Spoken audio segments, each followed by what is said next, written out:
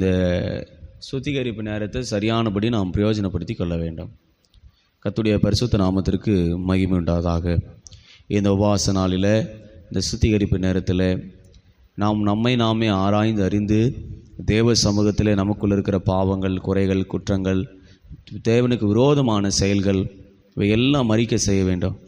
வேதத்தில் வாசிக்கிறோம், தன் பாவங்களை மூடி மறைக்கிறவன் வாழ்வடைய மாட்டான், அதை அறிக்கையிட்டு விட்டு விடுகிறவனோ தேவனத்தில் இரக்கம் பெறுகிறான்.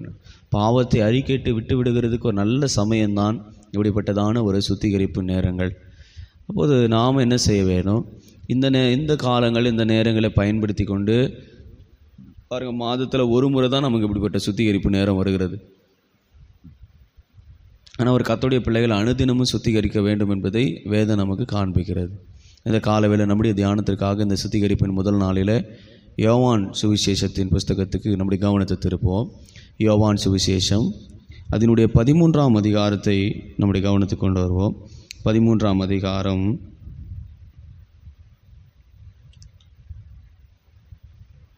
4, 5, 6 வசனங்களை வாசிக்கிறேன், கேளுங்கள்.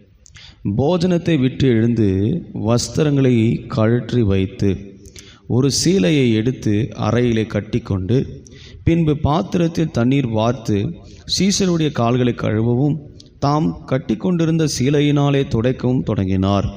அவர் சீமோன் பேதுருவினிடத்தில் வந்தபோது அவன் அவரை நோக்கி, ஆண்டவரே, நீர் என் கால்களை கழுவலாமா என்றான். இயேசு அவனுக்கு பிரதியுத்தரமாக, நான் செய்கிறது என்னதென்று இப்போது நீ அறியாய், இனிமேல் அறிவாய் என்றார். பேதுரு அவரை நோக்கி, நீ ஒரு காலமும் என் கால்களை கழுவப்படாது என்றான். இயேசு அவனுக்கு பிரதியுத்தரமாக, நான் உன்னை கழுவாவிட்டால் என்னிடத்தில் உனக்கு பங்கு இல்லை என்றார். அதற்கு சீமோன் பேதுரு, ஆண்டவரே, என் கால்களை மாத்திரமல்ல, என் கைகளையும் என் தலையையும் கூட கழுவ வேண்டும் என்றான். இயேசு அவனை நோக்கி, மூழ்கினவன் தன் கால்களை மாத்திரம் கழுவ வேண்டியதாக இருக்கும், மற்றபடி அவன் முழுவதும் சுத்தமாய் இருக்கிறான். நீங்கள் சுத்தமாய் இருக்கிறீர்கள், ஆகிலும் எல்லாரும் அல்ல என்றார். தம்மை காட்டி கொடுக்கிறவனை அவர் அறிந்தபடியினால் நீங்கள் எல்லாரும் சுத்தமுள்ளவர்கள் அல்ல என்றார் என்று சொல்லி நாம் வாசிக்கிறோம். இது நம்ம எல்லாருக்கும் அறிந்ததான ஒரு பகுதி. ஆனால் இந்த சுத்திகரிப்பின் முதல் நாளிலே நாம் இதிலிருந்து அநேக காரியங்களை தேவன் நமக்கு வெளிப்படுத்தி தந்து பேசுவாராக. கர்த்தருடைய நாமத்திற்கு மகிமை உண்டாவதாக. கவனிங்க, இது பஸ்காவினுடைய கடைசி பஸ்கா. இயேசு தன்னுடைய வாழ்நாளிலே மரிப்பதற்கு முன்பாக கொடுக்கப்பட்டதான கடைசி பஸ்கா என்பதை நாம் நன்கு அறிந்ததான ஒரு பகுதி. இங்கே இயேசு கிறிஸ்து தம்முடைய சீஷர்களை வரவழைத்து அவர்களுக்கு ஆயத்த பண்ணப்பட்டதான ஒரு மேல் வீட்டு அறையில் அந்த ஸ்தலத்தில் அவர்களை கொண்டு வந்து பஸ்காவை ஆயத்தம் பண்ணினதை கொடுப்பதை குறித்து நாம் லூக்கா 22ஆம் அதிகாரத்தில் இதை குறித்து விவரமாக வாசிக்கிறோம். ஆனால் இந்த பகுதியில் இந்த யோவானில் வாசிக்கும் போது 13ஆம் அதிகாரத்தில் அதுக்கு முன்னதாக அவர் செய்த சில காரியங்களை நாம் வாசிக்கிறோம். அவர் என்ன செய்தார்? தன் வஸ்திரங்களை கழற்றி போட்டு சீலையினாலே அவர் சுற்றி விட்டது மாத்திரமல்ல, அந்த சீலையை கொண்டு போய் ஒவ்வொருடைய பாதங்களை கழுவ ஆரம்பித்து விட்டார். இன்றைக்கி நம்மில் பலருக்கு சரியான விதத்தில் எப்படி பஸ்காவை எடுப்பது, எப்படி அதை அனுசரிப்பது நிறைய சபைகளுக்கு தெரியல. இது நம்ம பல வாரங்களாக பல மாதங்களாக சொல்லிட்டு வரோம். எப்படி பஸ்காவை எடுக்கணும், எப்படி பஸ்காவை புசிக்கணும், யார் பஸ்காவை கொடுக்கணும், இப்படி வேதத்தில் பல கட்டளைகள், கற்பனைகள், பிரமாணங்கள் உண்டு. ஆனால் அதற்கு முன்னதாக இதை எப்படி ஆசரிக்க வேண்டும் என்பதை இயேசு கிறிஸ்து ஒரு மாதிரியை வைத்து போயிருக்கிறார். அந்த சீஷர்கள் பந்தியில் அமர்த்தப்பட்டார்கள். ஆனால் தேவன் என்ன செஞ்சார்? அவங்களை கொண்டு வந்து அவங்க பாதங்களை கழுவ ஆரம்பித்து விட்டார். அப்போ அவர் சீலையை கொண்டு போய் ஒரு தண்ணீரில் மூக்கி நனைத்து அவருடைய ஒவ்வொரு பாதங்களை அவர் துடைத்து கழுவினதாக வாசிக்கிறார். இன்றைக்கி நம்முடைய வாழ்க்கையில் நாம் கழுவப்படாத நிலைமைகள் அநேகம் இருக்கிறது. நம்மள இதெல்லாம் இருக்குது இல்லைன்னு சொன்னோம்னா பொய் பேசுகிறவர்களாக இருப்போம். நாம் ஞானஸ்தானம் பெற்றிருக்கலாம், ஆனால் நம்மில் கழுவப்பட வேண்டிய விஷயங்கள் அநேக காரியங்கள் இருக்குது. பேதுரு கேட்குறான், ஆண்டவரே, நீர் என் கால்களை கழுவலாமா? அதுக்கு ஆண்டவர் சொல்கிறாரு, ஒருவேளை நான் உன்னை கழுவாமல் போனால் என்னிடத்தில் என்ன இல்லைன்னா உனக்கு பங்கு இல்லை என்று வாசிக்கிறோம். அதற்கு ஆண்டவர் சொல்கிறார் பாருங்க, 8ஆம் வசனத்தில், நான் உன்னை கழுவாவிட்டால் என்னிடத்தில் உனக்கு பங்கில்லை. தேவன் ஒரு மனிதனை கழுவாமல் போனால், சுத்திகரிக்கப்படாமல் இருந்தால் அவனுக்கு பரலோகத்திலும் பங்கில்லை. தேவனுடைய பஸ்காவாகிய இந்த அப்பமும் இந்த இரத்தத்தையும் புசிப்பதற்கு அவர்களுக்கு பங்கில்லை. ஒருவேளை அவங்க பந்தியில் கூட வந்து அமரலாம், ஆனால் அவருடைய சரீரத்தை எடுக்கிறதுக்கு பங்கு இல்லை. உங்களுக்கு இன்னும் புரிகிற மாதிரி சொல்லணுன்னா, ஒரு தகப்பனுக்கு பிள்ளைகள் இருக்கிறாங்கன்னு வச்சுக்குவோம். அந்த பிள்ளைகளுக்கு அவர் கொடுக்க வேண்டிய நியாயமான இடங்கள் இருக்கிறது, பிரித்து கொடுக்க வேண்டிய இடம் இருக்கிறது. ஆனால் அந்த பங்கு எல்லாருக்கும் கொடுத்துட்டு ஒரு மகனுக்கு பங்கு அவனுக்கு இருக்கிறது, ஆனால் கொடுக்காமல் போயிட்டாருன்னா அவனுக்கு எவ்வளோ வேதனையாக இருக்குமோ, அதே போல் ஒரு கர்த்தருடைய பிள்ளைகள், ஞானஸ்தானம் எடுத்தவர்கள், திருவிருந்துக்கு பாத்திரவான்கள், அவர்களுக்கு பங்கு இருக்கிறது. ஆனால் அவர்களை சுத்திகரித்து கழுவப்படாத போது அதை எடுப்பதற்கான உரிமை அற்றவர்களாக மாறி போகிறார்கள். அதனால் தகப்பனுக்கு எல்லாரும் பிள்ளைங்க தான், ஆனால் தகப்பன் விருப்பப்படுறவங்களுக்கு தான் பங்கு கொடுக்குறார், எல்லாருக்கும் பங்கு இல்லை. அதே போல் இந்த கழுவப்படாத அனுபவம் உள்ளவர்கள் தேவ சமூகத்திலே ஒருபோதும் அவருடைய ரத்தத்தையும் அவர் சரீரத்தையும் குறித்து பங்கு இல்லாத ஒரு அனுபவமாக மாறி போகிறது. நான் இன்றைக்கி சபையில் நிறைய பேர் திருவிருந்து எடுக்கிறோம், ஆனால் அவருக்குள்ளே நாம் பங்குள்ளவர்களாக இருந்திருக்கிறோமா? இன்றைக்கி உலக பிரகாரமாக பல சபையில் பாருங்கள், பங்காளர் திட்டம், அதுக்கு பங்காளர் திட்டத்தில் சேர்க்கறதுக்கு ஒரு குரூப் இருக்குது, அதில் சேர்த்து விட்டால் நீங்கள் ஆண்டவருக்கு பங்காளர்கள் அப்படிலாம் இருக்குது. ஆனால் இங்கே ஒரு கர்த்தருடைய பிள்ளைகள் தேவனுக்கு பங்குள்ளவர்களாக மாறுவதற்கு வேதம் ஒரு காரியத்தை நமக்கு கற்றுக் கொடுக்கிறது. தங்களுடைய பாதங்கள், கால்களை அவர்கள் கழுவி இருக்க வேண்டும். இந்த கால்களை எதை காண்பிக்கிறது? ஏன் சரீரம் முழுவதும் அவர் கழுவவில்லை? அதுக்கு ஆண்டவரே பதில் கொடுக்கிறார் பாருங்கள். 10ஆம் வசனத்தை வாசிக்கும் போது, மூழ்கினவன் தன் கால்களை மாத்திரம் கழுவ வேண்டியதாக இருக்கிறது. அப்போ ஞானஸ்தானம் எடுக்கும்போது என்ன குறித்து நாம் வாசிக்கிறோம்? ஞானஸ்தானம் என்பது ஒரு கர்த்தருடைய பிள்ளை தேவனுக்குள் ஞானஸ்தானம் எடுக்கிறவர்கள், கிறிஸ்துவுக்குள் ஞானஸ்தானம் எடுக்கிறவர்கள் தங்கள் பாவங்களை விட்டு ஓய்ந்து மனம் திரும்புதலுக்கு ஏற்ற ஒரு ஞானஸ்தானத்தை எடுக்கிறார்கள். மனம் திரும்புதல் என்றால் என்ன? இனி ஒருபோதும் நான் பாவம் செய்ய போகிறதில்லை, பாவத்தை நான் இனி பாவத்துக்கு நான் மரித்திருக்கிறேன், இனி நான் அல்ல கிறிஸ்துவை எனக்குள்ளே பிழைத்திருக்கிறார் என்ற ஒரு நல்ல ஒரு அனுபவம் உள்ளவர்கள் தான் இந்த தேவனுடைய ஞானஸ்தானத்துக்குள்ளே பங்கெடுக்கிறார்கள். ஆனால் ஞானஸ்தானத்தில் பங்கெடுத்த அநேகர் கூட கழுவப்பட்டல் கூட அவருடைய ஜீவியம் சரியில்லாமல் போயிருக்கிறதை இங்கே நாம் வாசிக்கிறோம். அப்போ கவனிங்க, கர்த்தருடைய நாமத்திற்கு மகிமை உண்டாகட்டும். அங்கே சொல்லப்பட்டிருக்குது, மூழ்கினவன் தன் கால்களை மாத்திரம் கழுவ வேண்டும். அப்போ ஞானஸ்தானம் எடுக்கும்போது நம்முடைய பாவங்கள், நம்முடைய பழைய சுபாவங்கள், பழைய நடக்கைகள், பழைய சுபாவங்கள் எல்லாவற்றையும் அவரோடு கூட நாம் அடக்கம் பண்ணுகிறோம். ஆனால் என்ன நடக்கிறது? ஞானஸ்தானத்திற்குள்ளே அடக்கம் பண்ணப்பட்ட பின்பு கூட சில பாவ வல்லமைகள் நம்மை பின்தொடர்கிறதாக இருக்கிறது. உதாரணத்துக்கு சொன்னோம்னா, ரட்சிக்கப்படுகிற நேரத்தில் நம்ம சொல்கிறோம், ஆண்டவரே நாங்கள் இனி பாவம் செய்ய மாட்டேன், இனி அக்கிரமங்கள் செய்ய மாட்டேன், நீர் எனக்காக அடிக்கப்பட்டதை நாங்கள் உணர்கிறோம், இனி நான் சரியான ஜீவியம் செய்வேன், அப்படி நிறைய காரியங்களை நம்ம சொல்கிறோம். ஆனால் நம்ம சொன்ன பிறகு எத்தனை விசை ஞானஸ்தானம் எடுத்த பிறகு அதே பாவங்கள் நம்ம திரும்ப செய்திருக்கிறோம், யோசிச்சு பாருங்க. அதாவது ஆண்டவர் சொல்கிறாரு, ஞானஸ்தானம் எடுத்தவன், அங்கே சொல்லப்பட்டிருக்குது, மூழ்கினவனுக்கு அவனுக்கு முழு சரீரத்தை கழுவ வேண்டிய அவசியம் அல்ல, தன் கால்களை மாத்திரம் கழுவினால் போதும். இதை எதை காண்பிக்கிறது? ஞானஸ்தானம் எடுத்த பிறகும் அநேகர் பாவங்களை செய்கிறார்கள் என்பதை வேதம் நமக்கு சுட்டி காண்பிக்கிறது. அப்போ ஞானஸ்தானத்தில் என்ன செய்கிறோம்? மனம் திரும்பி ஞானஸ்தானம் எடுக்கிறோம். இயேசு கிறிஸ்து என் சொந்த ரட்சகராக இருக்கிறாரு, அவர் எனக்காக மரித்திருக்கிறாரு, எனக்காக உயிர்த்திருக்கிறாரு. அந்த ரட்சிப்பின் மேன்மையை உணர்ந்து தான் நம்ம பாவங்களை அறிக்கை செய்து ஞானஸ்தானத்தில் மூழ்கி எடுக்கப்படுகிறோம். மூழ்கும் போது என்ன சொல்கிறோம்? கிறிஸ்துவுக்குள் நாம் மரித்திருக்கிறோம், இனி பிழைத்திருப்பது கிறிஸ்துவே இருக்கிறார். மரணத்தின் சாயலை நாம் அடக்கம் பண்ணப்படுகிறோம், உயிர்த்தெழுதலின் சாயலில் நாம் இணைக்கப்படுகிறோம் என்று வாசிக்கிறோம். வாசிக்கும் போது நீங்கள் வாசிக்கும் போது வேதத்தில் எப்படி வாசிக்கிறோம்? 1 கொரிந்தியர் 12:13 வாசிக்கும் போது, 1 கொரிந்தியர் 12ஆம் அதிகாரம் 13ஆம் வசனத்தை வாசிக்கும் போது, நாம் யூதரானாலும் கிரேக்கரானாலும் அடிமையானாலும் சுயாதீனரானாலும் எல்லாரும் ஒரே ஆவியினாலே ஒரே சரீரத்துக்குள்ளாக ஞானஸ்தானம் மட்டும் பண்ணப்பட்டு எல்லாருக்கும் ஒரே ஆவிக்குள்ளாக தாகம் தீர்க்கப்பட்டோம் என்று வாசிக்கிறோம். நம்ம எல்லாருக்கும் ஒரே ஞானஸ்தானம் தான், வேற வேற ஞானஸ்தானம் அல்ல. எல்லாருக்குள்ள ஒரே ஞானஸ்தானத்தை கர்த்தர் கொடுத்திருக்கிறார். ஆனால் ஞானஸ்தானம் எடுத்த பின்பும் அநேகருக்குள்ள பல பாவங்கள், பல சாபங்கள், பல வல்லமைகள் தாக்குகிறது. அப்போது இதுக்கு யார் காரணம்? ஆண்டவர் காரணமாயிட்டாரா? அப்போ ஆண்டவர் நம்மளை கழுவலையா? அப்படி நம்ம கேள்வி கேட்குறது ஒரு அனுபவமும் இருக்கிறது. வேதத்தில் நம்ம சரியான விதத்தில் பகுத்து புரிகிற ஒரு அனுபவமும் நமக்கு தேவை. ஞானஸ்தானம் எடுத்த பிறகு பாவம் செய்யாத ஆட்கள் இருக்கிறாங்க சபையில் அப்படின்னா அது ஒரு சிலர் தான் இருக்க முடியும். அதனால் ஆண்டவர் சொல்கிறார், ஞானஸ்தானம் எடுத்தவன் முழு சரீரத்தை கழுவிட்டான், இப்போ அவன் கழுவ வேண்டியது தன்னுடைய கால்களை. ஞானஸ்தானத்திலே நாம் கிறிஸ்துவோடு கூட அடக்கம் பண்ணப்படுகிற அனுபவம் தான் இருக்கிறது. அன்றைக்கி நம்முடைய வாழ்க்கையில் நம்ம ஞானஸ்தானம் எடுக்கும்போது என்ன சொல்லி ஞானஸ்தானம் எடுத்தோம்? ஆண்டவரே, நான் உமக்குள்ளே அடக்கம் பண்ணப்படுகிறேன், இனி நான் அல்ல எனக்குள்ளே இருக்கிற நீர் ஜீவிக்கிறவராக இருக்கிறீர், இனி நான் பாவம் செய்ய மாட்டேன், இனி அக்கிரமங்களை செய்ய மாட்டேன், இனி துணிகரங்களை செய்ய மாட்டேன், உம்மை போல வாழ்வேன், உம்முடைய சாயலாக இருப்பேன், உமக்கு ஒப்பான ஒரு ஜீவியத்தை செய்வேன். இப்படி எல்லாம் நாம் சொல்லி தான் அந்த ஞானஸ்தான சத்தியத்துக்கு கீழ்ப்படிந்து அந்த மனம் திரும்பி ஒரு புதிய மனிதனாக நாம் ஞானஸ்தானத்தில் உட்படுத்தப்படுகிறோம். ஞானஸ்தானத்துக்கு போயிட்டு வெளியே வரும்போது அந்த தொட்டிலிருந்து நம்ம ஏறி வரும்போது சொல்கிறோம், பழைய மனுஷன் எல்லாம் மறைந்து போயாச்சு, இப்போ நாம் ஒரு புதிய மனிதனாக இருக்கிறோம்.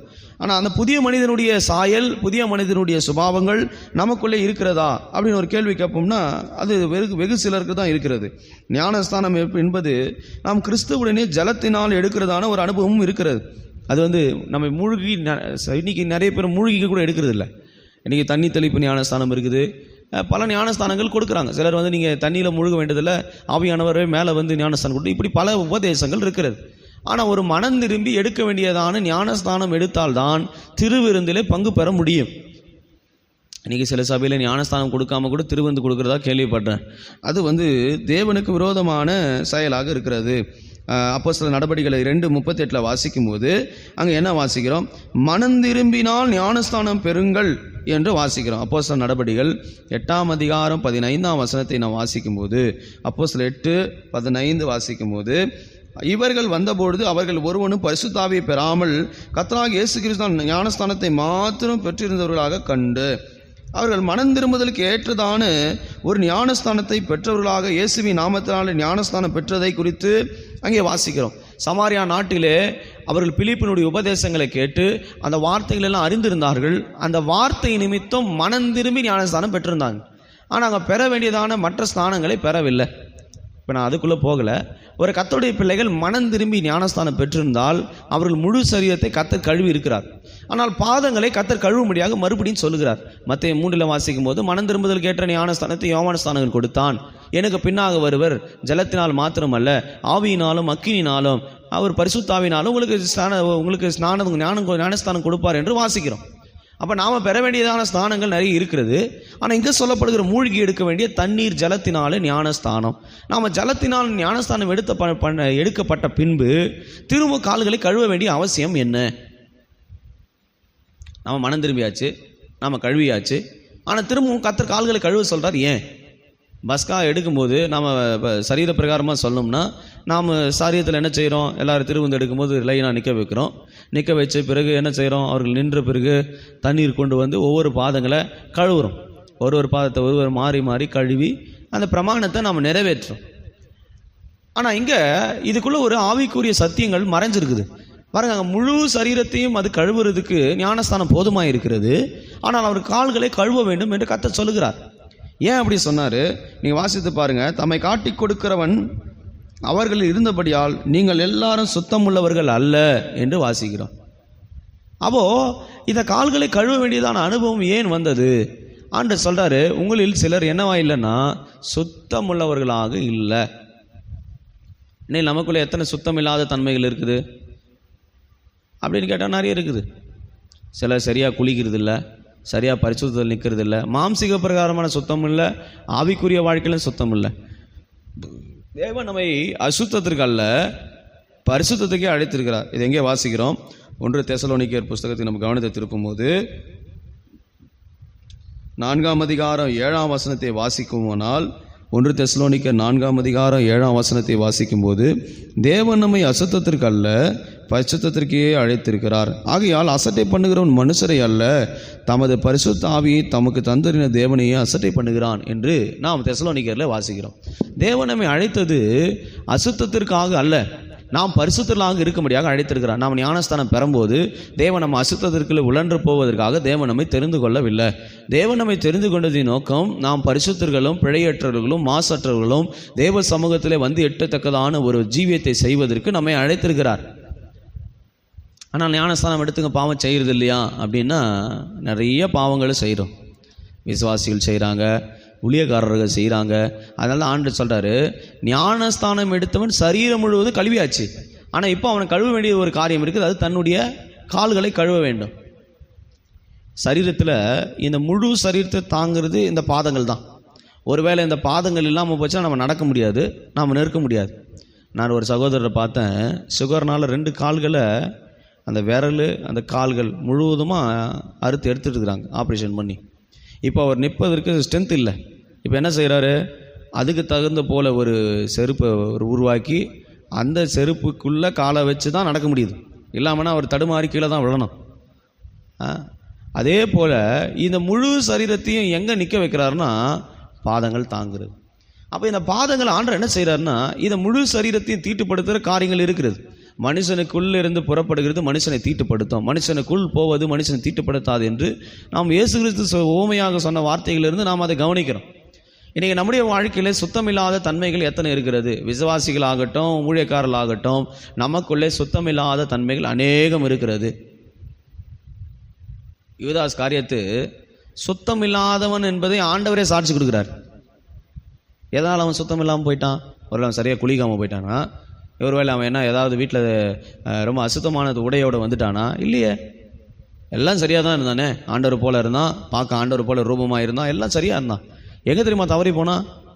பண விஷயத்தில் உண்மை இல்லாமல் போயிட்டான். ஆண்டவரை காட்டி கொடுக்குற விஷயத்துக்கு முன்னாடி வந்துட்டான். அதனால தான் ஆண்டவர் சொல்கிறார் பாருங்க, நீங்கள் எல்லாரும் சுத்தம் உள்ளவர்கள் அல்ல என்றார். அப்போ எல்லாரும் சுத்தம் உள்ளவர்கள் அல்ல, ஒரு சிலர் சபையில் சுத்தமாக இருக்கிறாங்க, ஒரு சிலர் சுத்தம் இல்லை. அப்போ இந்த பஸ்காவை எடுக்கும்போது நம்மை சுத்திகரிக்க வேண்டும் என்பதை இந்த வார்த்தைகள் நமக்கு மறுபடியும் நமக்கு உணர்த்துகிறதாக இருக்கிறது. இன்றைக்கி சபையில் சுத்திகரிப்பு இல்லாமல் திருவிருந்து கொடுத்தா பாஸ்டருக்கு மேலே, ஊழியக்காரர் மேலே நியாய தீர்ப்பு வரும். சபையில் திருவிருந்து எடுக்கிறவர்கள் சுத்திகரிப்பு இல்லாமல் நேராக வந்து பஸ்காவை புசித்தால் நியாய தீர்ப்புகள் வரும். வசனம் சொல்லுது, சுத்தம் உள்ளவனுக்கு சகலமும் சுத்தமாக இருக்கும். சங்கீதம் 18 வாசிக்கும் போது அங்கே வாசிக்கிறோம், அவர் உத்தமனுக்கு உத்தமனும் புனிதனுக்கு புனிதனும் மாறுபடுகிறவனுக்கு மாறுபடுகிறவமாக இருக்கிறார். நாம் பரிசுத்தமாக இருந்தால் அவர் நமக்கு பரிசுத்தமாக இருப்பார். நாம் உத்தமர்களாக கழுவி சுத்திகரித்தால் தேவன் நமக்கு உத்தமராக இருப்பார். நாம் மாறுபடுகிற அசுத்தம் உள்ளவர்களாக ஜீவித்தா தேவன் ஒரு நன்மையை நமக்கு செய்ய முடியாது. அப்போ பேதுரு கேட்குற, ஆண்டவரே என்னை என்ன பண்ணுங்க, இப்போ பாதங்கள் மாத்திரமில்லை, என்னை முழுவதுமாக என்ன பண்ணிடுங்க, கழுவிடுங்க ஆண்டவரே. அவனுக்குள்ள ஒரு தாட்ஸ் வந்துருச்சு, நம்ம கழுவிடலாம், ஆண்டவர் நம்மளை கழுவிட்டோம். எல்லாரும் இருந்தாங்க, ஆனால் அந்த வார்த்தைகள் யாரும் சொல்லலை. பேதுருக்கு மட்டும்தான் அந்த மைண்டு வந்துச்சு, என்னை கழுவும் ஆண்டவர். 12 பேர் இருக்கிறாங்க, ஆனால் யாருக்கு அந்த சிந்தை வந்துச்சுன்னா இந்த பேதுருக்கு மட்டும்தான் வந்தது. ஏன் 10 பேருக்கு வரலன்னா அவங்களுக்கு சரியானபடி அதுக்குள்ளதான ஒரு அறிவு இல்லை. பேதுரு ஆண்டவர் ரொம்ப நெருக்கமான சிநேகிதன், ஆண்டவரோடு கூட இருக்கிறவன். அவன் சொல்கிறான், ஆண்டவர் என்னை கழுவிருங்க ஆண்டவர். எல்லாராலும் சுத்திகரிப்பு வர முடியாது, எல்லாராலும் தேவ பாதத்தில் உட்காந்து தன்னுடைய பாவங்களை அறிக்கையிடுன்ற சிந்தை வராது. எல்லாரும் பாருங்கள், இப்போ பேதுரு பேசுகிறத 10 பேரும் கேட்டிருப்பாங்க, அப்படி தானே? பேதுரு பேசுகிறது, ஆண்டவர் பேசுகிறது, ஆண்டவர் சொல்கிறத 10 பேர் என்ன பண்ணியிருக்க முடியும், கேட்டிருக்க முடியும். ஆனால் 10 பேர் என்ன பண்ணல, ஆண்டவரே பேதுரு மட்டும் கழுவணும்னு கேட்குறாரு, என்னையும் என்ன பண்ணிடுங்க, கழுவும் கேட்டிருக்கணும். ஆனால் யாரும் என்ன பண்ணல, கேட்கல. இன்றைக்கி சபையில் கூட அப்படி தான், ஒரு சிலர் சுத்திகரிக்கிறாங்க, ஒரு சிலர் சுத்திகரிக்கிறது இல்லை. சபையில் ரெண்டுமே இருக்கும், பேதுரு குரூப்பும் இருக்குது, யூதாஸ் காரியத்து குரூப்பும் இருக்குது, எல்லா சபையிலுமே இருக்கும், ரெண்டாவையுமே இருக்குது. ஆனால் அவங்களுக்கு சொல்கிறார், அவனுக்கு இதில் என்ன இல்லை, பங்கு இல்லை. இன்றைக்கி ஆண்டவருடைய சரீரத்தை எடுக்கிறது மாதிரி தெரியலாம், ஆனால் அவனுக்கு அதில் பங்கு இல்லாமல் போயிடக்கூடாது. இந்த சரீரத்தை, இந்த ரத்தத்தையும் பானம் பண்ணுவதற்கு நாம் கழுவப்பட வேண்டியது மிக மிக அவசியமாக இருக்கிறது. சொல்கிறார் பாருங்கள், என் கால்களை கழுவுங்க ஆண்டவரே. கால்கள் ரொம்ப அவசியம், என் காலடிகளை உறுதிப்படுத்தும் என்று வேதத்தில் வாசிக்கிறோம். அப்போ இந்த கால்களை நாம் சுத்திகரித்து நம்ம தேவ சமூகத்தில் உட்கார்ந்து திருவந்து எடுக்கணும். மாம்சிக பிரகாரமாக நம்ம தண்ணீரை கொண்டு போய் ஒரு காலை கழுவி சுத்திகரிக்கிறோம். ஆனால் இங்கே வேதத்தில் ஆண்டவர் பாருங்கள், அவனை கழுவுனாருன்றது மாத்திரமல்ல, இப்படி கழுவாமல் போனால் தேவனிடத்தில் பங்குமே இல்லை. நீங்கள் நம்முடைய வாழ்க்கையில் எப்படி இருக்குது, நம்ம எந்த நிலவரத்தில் இருக்கிறோம், நம்ம கழுவி இருக்கிறோமா, எத்தனை திருவிருந்து எடுத்துருக்கிறோம், எத்தனை திருவிருந்து சுத்திகரிப்பு இல்லாமல் எடுத்திருக்கிறோம், எத்தனை திருவிருந்து நாம் நம்முடைய வாழ்க்கை ஜீவியத்தை மாற்றாமல் இருக்கிறோம். பாதங்களை கழுவுவது என்பது நம்முடைய நடக்கையை, நம்முடைய ஜீவியத்தை மாற்றுகிறதை காண்பிக்கிறது. ஒரு மாற்றம் உண்டாகணும். ஒவ்வொரு திருவிருந்து எடுக்கிறதுக்கு முன்பாக நம்முடைய வாழ்க்கை நடைகளை, நம்முடைய ஜீவியத்தை ஒரு விசை கழுவி மாற்றிக்கொள்ள வேண்டும். ஒரு பாத்திரத்தை எடுக்கிறீங்க, அதில் அசுத்தம் இருக்குது, அது கழுவுன பிறகு அந்த அசுத்தத்துக்கு அங்கே இடம் இல்லை, ஏன்னா அது சுத்திகரித்தாச்சு. அதே போல் தேவன் நம்முடைய பாதங்களை கழுவும் போது, நம்முடைய வாழ்க்கை நடைகளை கழுவும் போது, சுத்திகரிக்கும் போது, திரும்ப அந்த பழைய நடக்க, அந்த பழைய சுபாவம், பழைய நடத்தைகள் நமக்குள்ளே வரக்கூடாது. ஆனால் என்ன செய்கிறோம், நல்லா சுத்திகரிக்கிறோம், நல்லா கழுவுறோம், நல்லா அழுகுறோம். ஆனால் வெளியே போன பிறகு திரும்ப அதே நடக்கை, அதே சுபாவம் வந்துச்சுன்னா நாம் சரியானபடி நம்முடைய கால்களை கழுவவில்லை என்று தான் அதுக்கு பொருள். 10 பேரும் கேட்கல, பேதுரு மட்டும்தான் கேட்குறான், ஆண்டவரே என்னை முழுவதுமாக கழுவும். நம்முடைய ஜீவியம் என்பது தேவன் நம்மை கழுவுவதற்கு இடம் கொடுக்க வேண்டும், சுத்திகரிப்பதற்கு இடம் கொடுக்க வேண்டும். சுத்தமான ஒரு ஜீவியம் உள்ள மனசாட்சி நமக்கு வேண்டும், குற்றமற்ற மனசாட்சி நமக்கு வேண்டும். அதற்காக தேவன் நம்மை அழைத்திருக்கிறார். இந்த சரீரம் முழுவதையும், இந்த சரீரத்தை முழுவதையும் தாங்கிறது இந்த கால்கள். அப்போ இந்த கால்கள் ரொம்ப விலையேற பெற்றதாக கர்த்தர் பார்க்கிறார். கர்த்தருடைய பிள்ளைகளுடைய நடக்கை வாழ்க்கை ரொம்ப சரியாக இருக்கணும்னா தேவ பாதத்தில் நம்ம அறிக்கை செய்து கொண்டே இருக்கணும், பரிசுத்தப்படுத்தி கொண்டே இருக்கணும். அது ரொம்ப கர்த்தருக்கு பிரியமானதாக இருக்கிறது. அதனால் பேதுரு மாத்திரம்தான் இந்த காரியத்தை கேட்கிறதாக வேதத்தில் வாசிக்கிறோம். மற்ற யாருக்கும் அப்படிப்பட்ட சிந்தை இல்லை. இன்றைக்கி சபையில் எல்லாரும் இருக்கலாம், ஆனால் பேதுருவை போல கர்த்தருக்கு உண்மையான ஒரு கூட்டம் தான் சுத்திகரிப்பில் உட்கார முடியும். நம்ம ஒரு வேளை எல்லாரையும் கூப்பிடலாம், சுத்திகரிப்புக்கு வாங்க, சுத்திகரிப்பு பங்கு பெறுங்க, கழுவுங்கன்னு சொன்னால் கூட அதில் பிரயாசப்பட்டு உண்மை இருதயத்தோடு கழுவுறது ஒரு சில பேதுருக்கள் தான், ஒரு சில கர்த்தருடைய பிள்ளைகள் தான். பேதுரு பிரதான அப்போஸ்தலனா மாறினதுக்கு ஒரு விதத்தில் காரணம் தன்னை தேவனுடைய சமூகத்தில் கழுவுவதற்கு ஒப்பு கொடுக்குறோம். இருக்கிற எல்லா அப்போஸ்தலர்களையும் பிரதான அப்போஸ்தலன் இந்த பேதுரு. நீங்கள் நாமும் பிரதானமான சபையில் மூளைக்கல்லாக கர்த்தரை மாற்ற வேண்டுமானால் நாம் இருக்கிற ஸ்தானத்தில் கர்த்தருடைய அபிஷேகத்தில் கர்த்தர் நம்மை முன்னோக்கி சென்று அநேகருக்கு ஆசீர்வாதத்தை மாற்றுவதற்கு நாம் நம்மை ஆராய்ந்து சுத்திகரிக்க வேண்டும். இந்த கடைசி பஸ்காவிலே தேவன் அவருக்கு கற்றுக் கொடுக்குற பாடம், நீங்கள் கழுவ வேண்டும். ஆனால் ஒருத்தர் கூட யார் பாதத்தை கழுவலைன்னா, யார் பாதத்தை கழுவல? இயேசுவின் பாதத்தை கழுவல. படிச்சிக்கலாங்க, படித்து பாருங்கள். சீசர்களுக்கு பாதத்தை இயேசு கழுவினார், ஆனால் இயேசுவின் பாதத்தை யாரும் என்ன பண்ணல? கழுவே இல்லை. நான் யோசித்து பார்த்தேன், இப்போ இது எப்படி ஆகும்? சீசர்களுக்கு மாதிரியாக கர்த்தர் சொல்கிறார். நாம் என்ன நினைக்கிறோம், அவங்க என் பாதத்தை கழுவலை, நான் அவங்க பாதத்தை எப்படி கழுவுறது? இன்றைக்கி சபையில் கூட நம்ம கால்களை கழுவும் போது அவங்க கால்கள் ரொம்ப அழுக்காக இருக்குது, அப்போ நிற்கிறதுலே கூட நம்ம வித்தியாசம் இருக்குது. அவங்க பக்கத்தில் நிற்க வேணாம், இவங்க பக்கத்தில் நின்னால் இப்படி கழுவலாம். நம்மளோட அவங்க பெரியவங்களாக இருக்கிறாங்க, அவங்க பார்த்து நம்ம கழுவிக்கலாம். இந்த சின்ன பையன் காலை நம்ம கழுவுறது எப்படி? இப்படி நமக்குள்ளே வேறுபாடு இருந்துச்சுன்னா அது சரி வராது. இயேசு கிறிஸ்து எல்லாரிலும் பெரியவராக இருந்தார், ஆனால் எல்லாருடைய பார்த்து யார் கழுவினார்? இது எதை காண்பிக்கிறது? பாதங்கள் கழுவுவது என்பது ஏதோ நம்ம தனிப்பட்ட கழுவுறது மாம்சீக ரீதியானது அல்ல. இது ஒரு தாழ்மையை வெளிப்படுத்துகிறது. இது ஒரு மாதிரி. அங்கே கேட்குறாங்க, அவங்க கடைசியாக கேட்கும்போது, ஆண்டவரே எங்களில் யார் பரலோகத்தில் பெரியவனாக இருப்பான்? அதுக்கு ஆண்டவர் சொல்கிறாரு, இந்த சிறியவர்களில் இருக்கிறவர்களிலே எவன் சிறியவனாக இருக்கிறானோ அவனே பரலோகத்தில் பெரியவனாக இருப்பான் என்பதை தேவன் அவங்களுக்கு சொல்லிக் கொடுக்குறார். இன்றைக்கி நாம் பெரியவர்கள், நாம் எப்படி இருக்கிறோம் அப்படி இருக்கிறோம்ன்றதுக்கெல்லாம் முக்கியம் அல்ல. நாம் தேவ சமூகத்தில் இருக்கும்போது தாழ்த்துகிற ஒரு அனுபவம் வேணும். அப்போது அந்த சீசர்கள் போல நமக்குள்ள ஒரு சுபாவங்கள் வந்துச்சுன்னா நம்ம தேவ சமூகத்தில் இருக்கிற கர்த்தருடைய பிள்ளைகள் தான். ஆனால் திருவுந்து எடுக்கும்போது நமக்குள்ள ஒரு தாழ்மை உள்ள சிந்தையை தரித்து கொள்ள வேண்டும். பிலிப்பியரில் வாசிக்கும் போது நம்ம எல்லாருக்கும் தெரிந்த வசனம், கிறிஸ்து மரண பரியந்தம், சிலுவையின் மரண பரியந்தம் தன்னை தாழ்த்தி வெறுமையாக்கினார் என்று வாசிக்கிறோம். அப்போ நம்முடைய வாழ்க்கையில் ஒரு வெறுமையாக்கப்படுகிற ஒரு சிந்தை, ஒரு தெய்வீகத்தின் பரிசுத்தமாக்குதல், தேவனுக்குள்ளே நாம் ஒப்புக்கெடுக்கப்பட வேண்டும் என்பதை தேவனுடைய வசனம் நமக்கு சொல்லுகிறது. லூக்கா 22ஆம் அதிகாரத்தை வாசிக்கும் போது அங்கே வாசிக்கிறோம், அவங்கள தங்களில் யார் பெரியவனாக இருப்பான் என்று அவர்களுக்குள்ள ஒரு கேள்வி வருது. லூக்கா 22:24 வாசிக்கும் போது, அன்றியும் தங்களில் எவன் பெரியவனாக இருப்பான் என்று அவர்களுக்குள்ளே வாக்குவாதம் உண்டாயிற்று. அதுக்கு ஆண்டவர் சொல்றாரு, பந்தி இருக்கும்போது பந்தி இருக்கிறவனோ பணிவிடைக்காரனோ எவன் பெரியவன்? 27ஆம் வசனத்தில் வாசி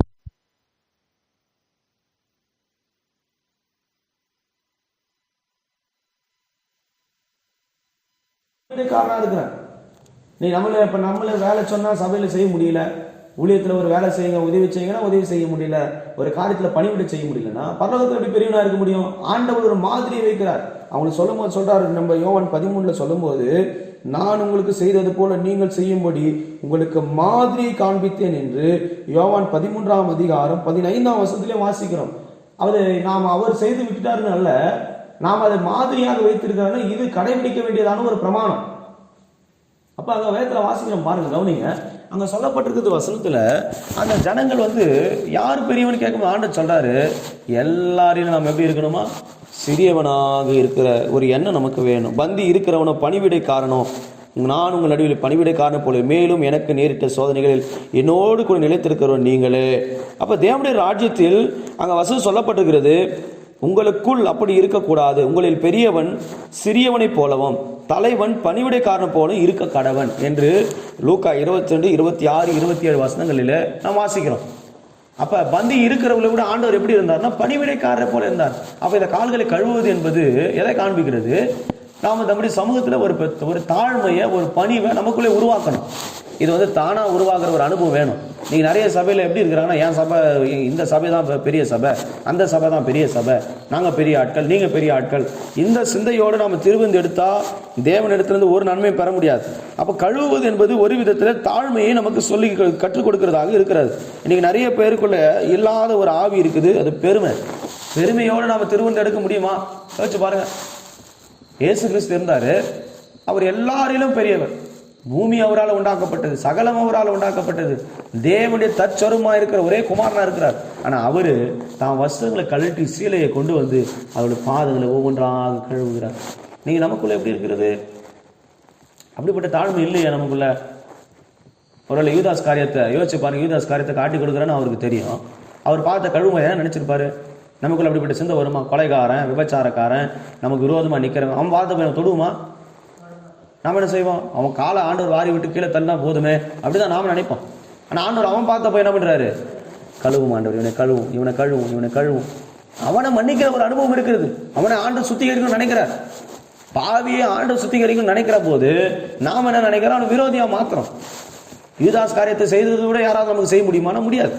யூதாஸ் காரியத்தை இயேசு கிறிஸ்து ஒரு தப்பும் செய்யாதவரை காட்டி கொடுத்தான், முத்தத்தினால பணத்தினால காட்டி கொடுத்தான். ஆனால் ஆண்டவர் அவனை காலை போய் என்ன பண்ணிருக்கிறாரு? பிடிச்சிட்டு இருக்கிறார். நாம போய் என்ன பண்ணிருக்கிறோம்? நம்ம நம்முடைய ஜீவியம் எப்படி இருக்குது? நமக்கு நல்லது செஞ்சால் அவங்க பாதத்தை பிடிப்போம், நமக்கு தீமை செய்கிறவங்க பார்த்து போய் பிடிக்குமா? பிடிக்க மாட்டோமே. யூதாஸ் காரியத்தை கொலை செய்கிறவன் தெரிஞ்சிச்சு, காட்டி கொடுக்க போறன்னு தெரிஞ்சோம், ஆண்டவர் போய் பார்த்து பிடிக்கலாமா? பிடிக்கக்கூடாது. ஆனால் ஆண்டவர் சொல்றாரு, இது மாதிரியாக நீங்கள் பின்பற்றுங்கள். நம்ம குற்றப்படுத்துவதை கூட நம்ம தேவ பாத்திரம் வரும்போது அவனுக்கு குற்றம் இல்லாதனா பார்க்கணும்.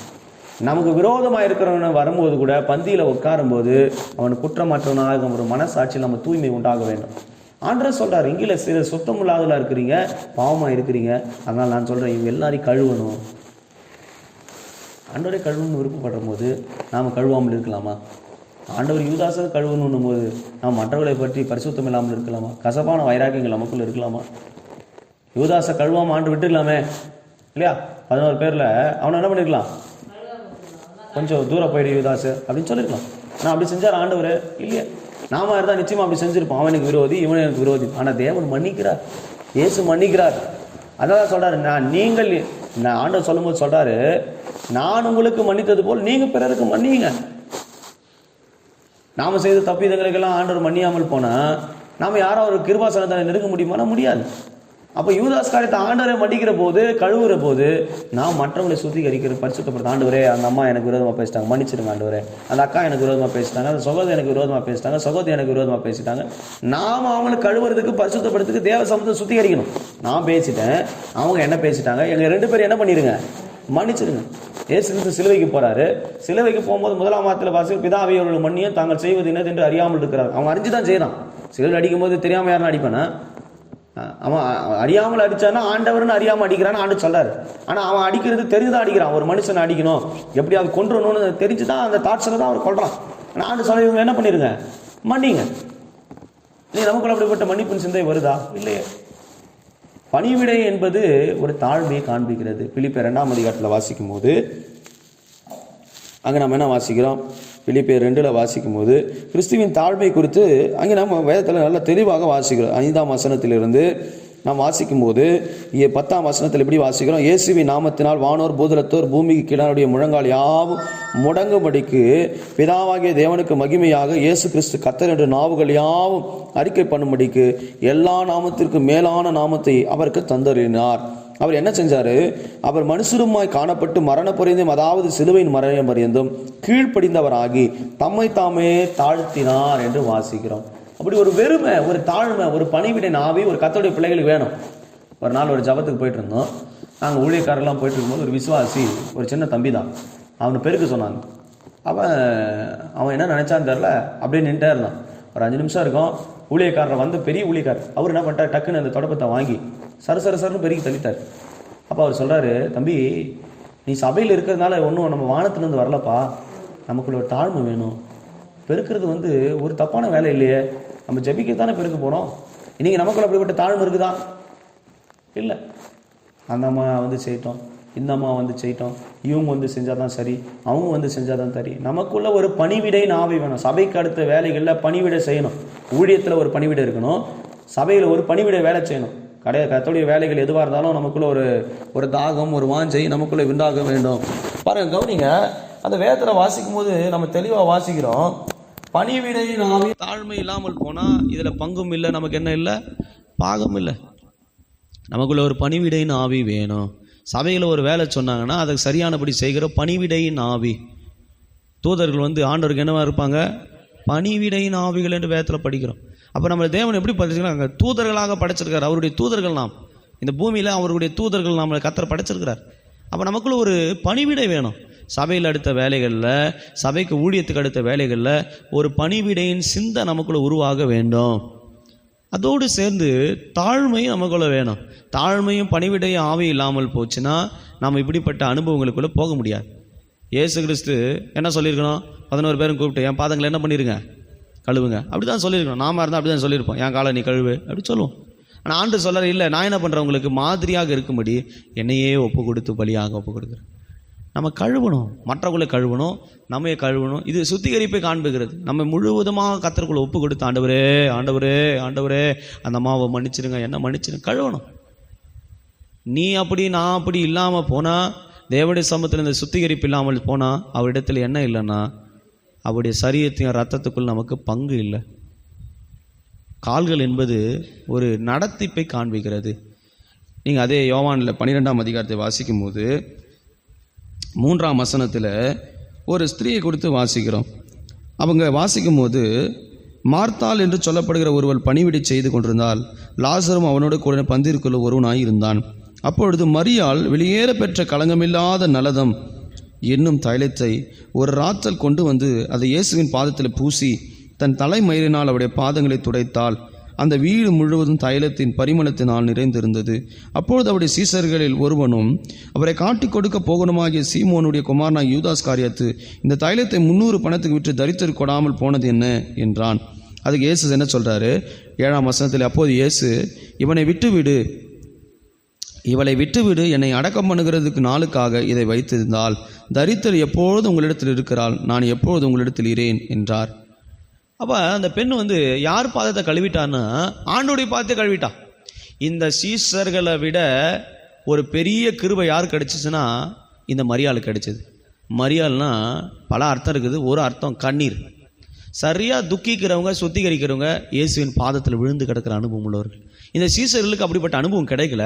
ஆனால் இந்த பரிமள தைலம், வாசனை வீசுகிற வெளியேற பெற்ற தைலத்தை அவனுடைய பாதத்தில் கொட்டுகிறான். இதுதான் இந்த சுத்திகரிப்பில் ரொம்ப முக்கியமானது. ஒன்று, ஆண்டவர் நம்ம கழுவணும். 2வது, அவருடைய பாதத்தில் உட்காந்து அந்த வெளியேறப்பட்ட தைலத்தினால் அவருடைய பாதத்தை பிடிக்கணும். ஆண்டவரே ஆண்டவரேன்னு முத்தமிடணும். அது எப்படி அவர் பாதத்துக்கு நம்ம போக முடியும்? எல்லாரும் அவர் போக முடியுமா? எல்லாராலும் அவர் பாதத்தை நெருங்க முடியாது. எல்லாரும் இருந்தாங்க, சீசர்கள் இருந்தாங்க, எல்லாரும் பார்த்துட்டு இருக்கிறாங்க. யாரும் அவர் பார்த்துக்கிட்ட போல தன் தலை மயிரினால் அந்த பாதத்தை துடைச்சிட்டே இருக்கிறான். வெளியேறப்பெற்ற எண்ணெய் நமக்குள்ள ஒரு வெளியேறப்பெற்ற சுபாவத்தை உருவாக்க வேணும். நமக்குள்ள ஒரு வெளியேறப்பட்ட பரிசுத்தத்தை உருவாக்கணும். கர்த்தரை போன்று ஒரு ஜீவியம் உண்டாக்கப்பட வேண்டும். இது நம்முடைய குடும்பத்தை, சபைக்குள்ள ஒரு பெரிய ஒரு வாசனை வீச பண்ணும். அந்த பரிமள தைலத்தை உடைத்து அந்த பாதங்களில் அவளை போட்டு அதை தேய்க்கும் போது, அந்த பாதத்தை துடைக்கும் போது, அங்கே அந்த வீடு முழுவதும் அந்த பரிமளத்தின் வாசனத்தினால் நிறைந்திருந்தது. நல்ல ஒரு அறிக்கை பண்ணி நம்ம வெளியேறப்பெற்ற சுபாவங்களை தேவனுக்குள்ள கொண்டு வந்து அவருடைய பாதத்தில் உட்காரும்போது அந்த வீடு முழுவதும், குடும்பம் முழுவதும் கர்த்தர் வாசனையாக வீச பண்ணுவார். அதனால தான் நோவாவின் காணிக்கை குறித்து வாசிக்கிறோம். நோவாவின் அந்த சுகந்த வாசனையை கர்த்தர் நுகர்ந்தார் என்று படிக்கிறோம். அப்போ நம்முடைய வாசனை வீசத்தக்கதான ஒரு பலியாக தேவனை பரத்தில் ஒப்பு கொடுக்கணும். பாதத்தில் விழுந்து கிடக்கணும். இவன் ஆண்டவர் சொல்றாரு, என் மரணத்தின் அடக்கத்தை இவன் தெரியப்படுத்துகிறான். இயேசு மரிக்க போறான்றது ஏற்கனவே மரியாளுக்கு தெரிந்திருக்கிறது போல ஆண்டவர் சொல்றார். ஒரு தீர்க்கதரிசியை போல அவன் இருக்கிறான்றதை ஆண்டவர் வெளிப்படுத்துறார். அப்போ அந்த மரணத்தை நினைவு கூர்ந்து அவர் பாதத்தில் உட்கார்றான். நாம் என்ன நினைவு கூறுறோம்? ஆண்டு சமூகத்தில் வரும்போது திருவந்தெடுக்கும் ஆண்டவரே, நீர் எனக்காக மரித்திருக்கு, நீர் எனக்காக. இந்த மரித்திருக்கிறதுல ஒன்று சுத்திகரிப்பு தேவை. 2வது, நமக்குள்ள ஒரு வெளியேற பெற்ற சுபாவங்களுக்குள்ள கொண்டு வரப்படணும். இயேசுவை போல மாறணும், இயேசுவை போல மாறணும், இயேசுவை போல மாறணும், இயேசுவை போல மாறணும். அந்த வெளியேறப்பட்ட சுபாவங்களை கொண்டு வந்து விட்டால் நம்முடைய குடும்பங்கள், சபைகளுக்குள்ள அந்த பரிமள வாசனை வீச ஆரம்பிச்சிடும். நம்ம நடந்தா, படுத்திருந்தா, போனா நமக்குள்ள அந்த வாசனை வீசும். நாம் நினைக்கிறோம் சென்ட்டு போடுறதுனால, இல்லை நல்லா குளிச்சுட்டு போகிறதுனால வாசனை வீசிடுது, நாம் யாருன்னு காட்டிடுவோம் அப்படின்றதுனால ஒரு சில அனுபவங்கள் வச்சுருக்கிறோம். ஆனால் ஆண்டவர் பாருங்கள், அந்த வெளியேற பெற்ற அனுபவம் அவளுக்குள்ளே எங்கிருந்து புறப்பட்டுச்சுன்னா அந்த தைலம், வெளியேற பெற்ற அபிஷேக தைலம் நமக்குள்ளே கொடுக்கப்பட்டிருக்க அந்த அபிஷேகத்தை புதுப்பிக்கணும், நமக்குள்ளே கொடுக்கப்பட்ட அந்த வெளியேறப்பட்ட சுபாவங்களை புதுப்பிக்கணும். இது நம்மை வாசனை வீசுகளாக பரம்ப செய்யும். சீசர்கள் கூட ஆண்டவரை பற்றி கவலைப்படலை. ஆனால் இந்த மரியாள் தேவனுடைய பாதத்தில் உட்காந்து நல்ல கண்ணீரோடு சுத்திகரித்து கொண்டு தேவனுடைய சமூகத்தில் வெளியேறப்பெற்ற சுபாவங்களை பிடிக்கிற ஒரு அனுபவம் நமக்கு வேண்டும். அதுதான் தேவனுடைய பாதத்தில் நம்ம பெரிய காரியங்களை செய்ய முடியும். நம்முடைய வாழ்க்கையில் இந்த திருவிருந்தில் தேவனுடைய சமூகத்தில் நமக்கு பங்கு வேண்டும். அதனால் இந்த பாதங்கள் என்பது மிக முக்கியமானது. சுவிசேஷத்தை நற்காரியமாக அறிக்கிறவருடைய பாதங்கள் எவ்வளவு அழகானவைகள் என்று வேதத்தில் படிக்கிறோம். அப்போ நம்முடைய பாதங்கள் சுவிசேஷத்துக்காக ஓடக்கூடியதான, கர்த்தருக்காக எழும்பக்கூடியதான ஒரு பாதங்கள். அது இதை காண்பிக்கிறது, நம்முடைய ஜீவியத்தை சரி செய்வதை காண்பிக்கிறது. நம்முடைய பாதங்கள் என்பது ஏதோ சாதாரணமானதான் நினச்சிடாதீங்க. அதில் நிறைய அர்த்தங்கள் கொடுக்கப்பட்டிருக்கிறது. நீங்கள் வேதத்தில் வாசிக்கும் போது அநேக காரியங்கள் நம்ம வேதத்தில் படிக்கிறோம். ஒரு சில காரியத்தை முன்பாக கொண்டு வருகிறேன். எபேசியரில் வாசிக்கும் போது 6ஆம் அதிகாரம், எபேசியர் 6ஆம் அதிகாரம்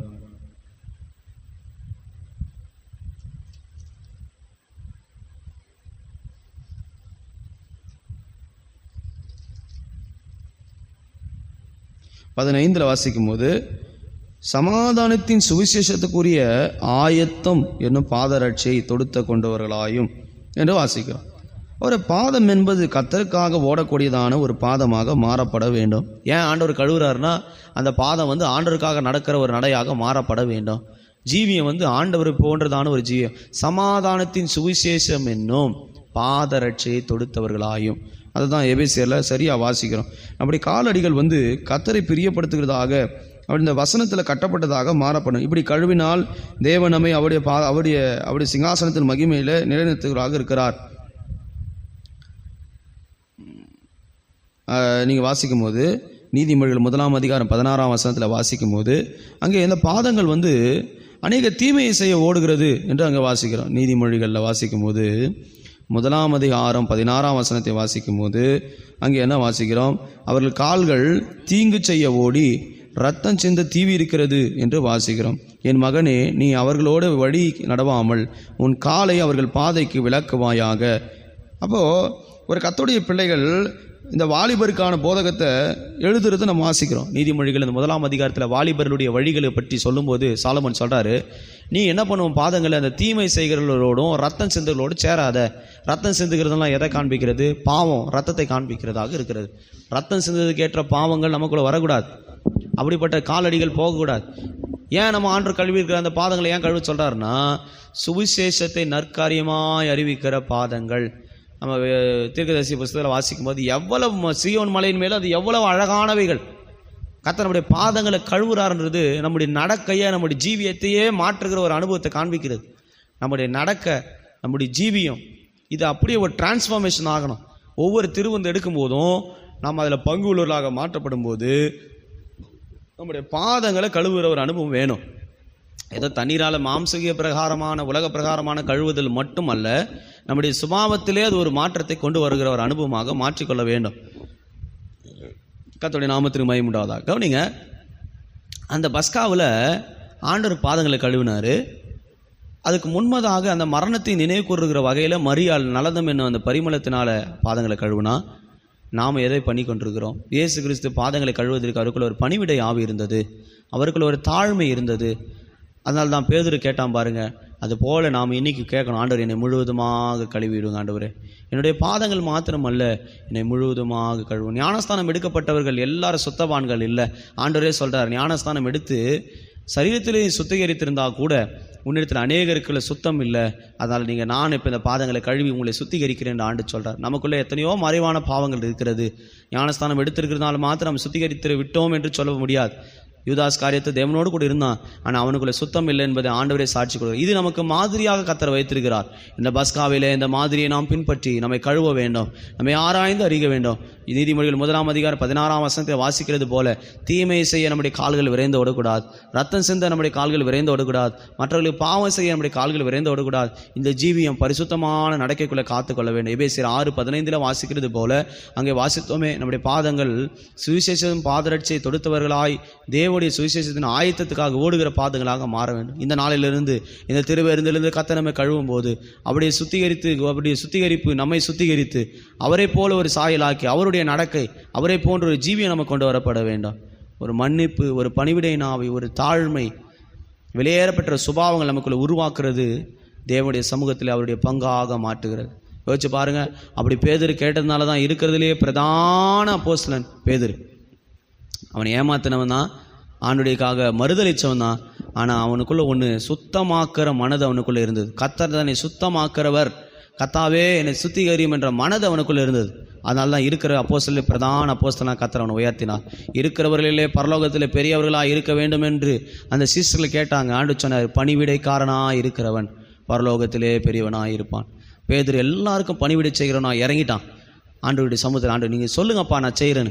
அதனால தான் அவனை இருக்கிறதுலே உயர்ந்த ஸ்தானத்தில் அப்போஸ்தலர், பிரதான அப்போஸ்தலர்.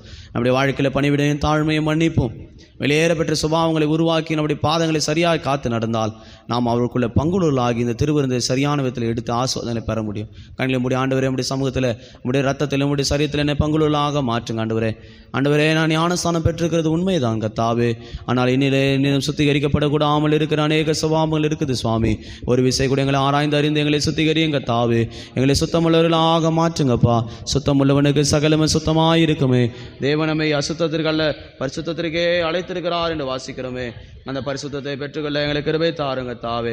அந்த பரிசுத்தத்தை பெற்றுக்கொள்ள எங்களுக்கு கிருபை தாரும் ஆண்டவரே. எங்களை பரிசுத்தத்துக்கு தடையாயிருக்கிறவைகள் எல்லாம் மாற்றம். இதை நான் உங்களுக்கு மாதிரியாக செய்தேன். மெய்யாகவே நான் உங்களுக்கு சொல்லுகிறேன், முடிவு பரியந்தம் நீர் இதை செய்ய வேண்டும். ஆண்டவர் இதை நமக்கு வாக்குறுத்திருக்கிறார். அவருடைய வருகை மட்டும் வரலோகத்தின் நித்தியத்தில் சேரும் மட்டும் அந்த பஸ்காவை பங்குள்ளவர்களாக மாறும்படியாக நம்மை ஆயத்தப்படுத்துவோமாக.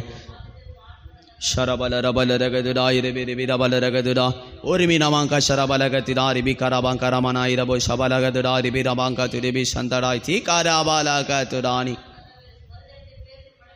இயேசுவே